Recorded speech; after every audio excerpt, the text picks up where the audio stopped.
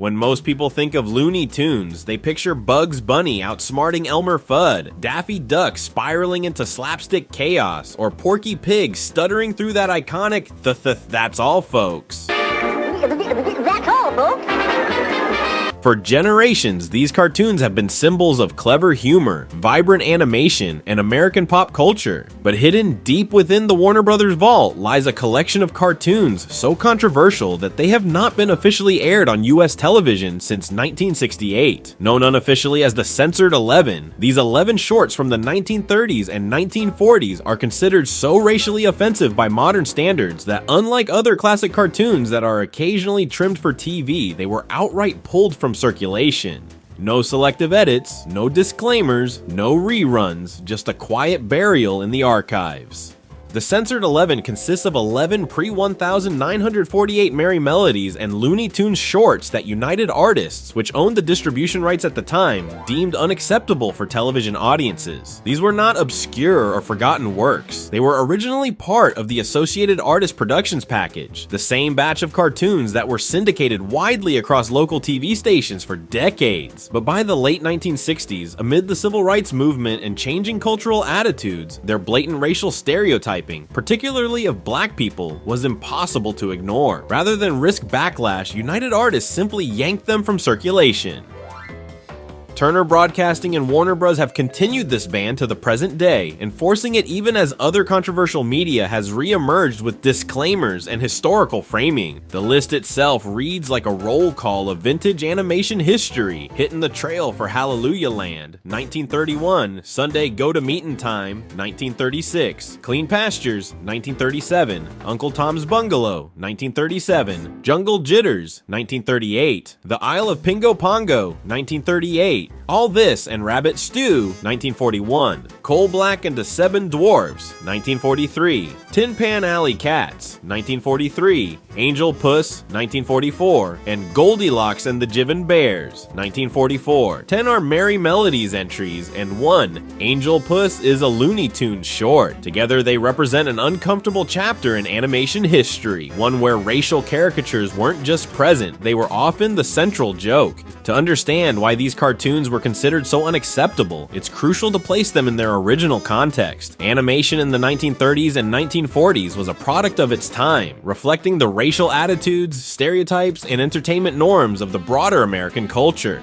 Blackface minstrel shows, exaggerated dialect humor, and demeaning caricatures were not fringe, they were mainstream. MGM's Tom and Jerry cartoons famously featured scenes where characters were accidentally blacked up by explosions, a gag played for laughs in countless shorts. In Looney Tunes, characters like Bugs Bunny occasionally donned blackface disguises to mock villains. These moments are often cut out of modern airings, but the Censored 11 are different. In these shorts, racism wasn't incidental, it was the core structure of the narrative. Take Hittin' the Trail for Hallelujah Land, the earliest of the group from 1931. It's the only black and white entry and was produced under Harmon Ising Productions, the original Looney Tunes studio. It uses crude minstrel-style caricatures to depict black people in a riverboat setting, mixing religious imagery with offensive humor.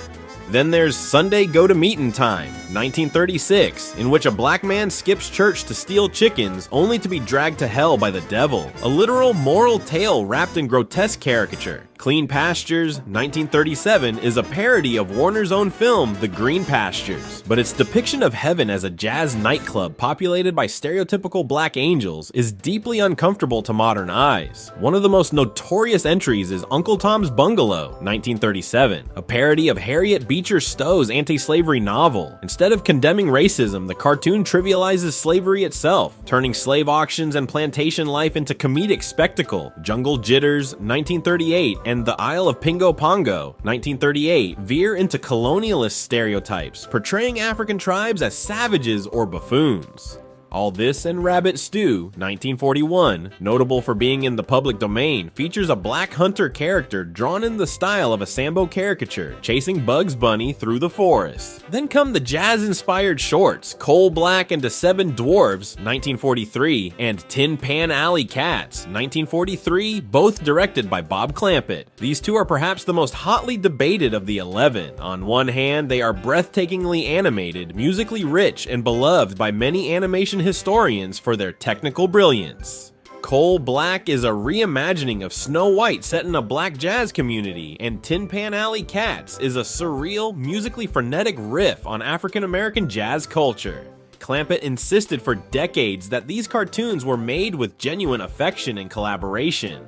According to him, he was approached in 1942 by the cast of an all-black musical called Jump for Joy, who asked why Warner Bros. Didn't have any black cartoon characters. He worked with them to create Coal Black, using their voices and involving jazz musicians he knew personally from the Central Avenue clubs in Los Angeles. He claimed no racism was intended. Instead, he saw it as a celebration of jazz culture, with caricatures of real musicians like Fats Waller appearing in Tin Pan Alley Cats. And yet, intent and impact are two different things. While black audiences of the 1940s may have enjoyed these cartoons in their time, by the 1960s and beyond, the exaggerated dialects, minstrel aesthetics, and infantilizing depictions were viewed as products of systemic racism, not affectionate tributes. Changing civil rights attitudes reframed these cartoons as relics of a prejudiced era, and television executives decided that no amount of editing could make them acceptable for modern audiences. Angel Puss, 1944, the sole Looney Tunes entry, depicts a young black boy tasked with drowning a cat. The cat survives and haunts him in blackface disguise, leading to a series of gags that hinge on the boy's fear and naivety. Its grotesque racial caricature combined with the dark premise made it one of the most uncomfortable cartoons in the collection. Goldilocks and the Jiven Bears, 1944, meanwhile, mixes the Goldilocks fairy tale with jazz stereotypes in a way that manages to offend both racial and cultural sensibilities. Unlike modern films, which are often censored at the script level, these cartoons were reviewed only after they were completed. That meant animators often went as far as they wanted, knowing that the studio would either approve or shelve the finished product. Most were released to theaters without controversy. The backlash came decades later, once television syndication brought them into millions of living rooms at a time when the civil rights movement had reshaped public sensibility. Historical artifacts too offensive to release, too significant to destroy. Their existence forces uncomfortable questions about how we remember art that reflects the worst of our past. Do we lock it away forever? Do we show it with disclaimers and discussions? Or do we risk sanitizing history by pretending it never existed? For animation historians, the answer is clear. These cartoons are vital records of their time. They reveal not only the artistry of early animation, but also the prejudices embedded in that artistry. They are both technical marvels and moral cautionary tales. While Bugs Bunny, Daffy Duck, and Porky Pig remain beloved icons, the Censored 11 remind us that even the most cherished cultural institutions have shadows, and perhaps confronting those shadows is part of truly understanding their legacy.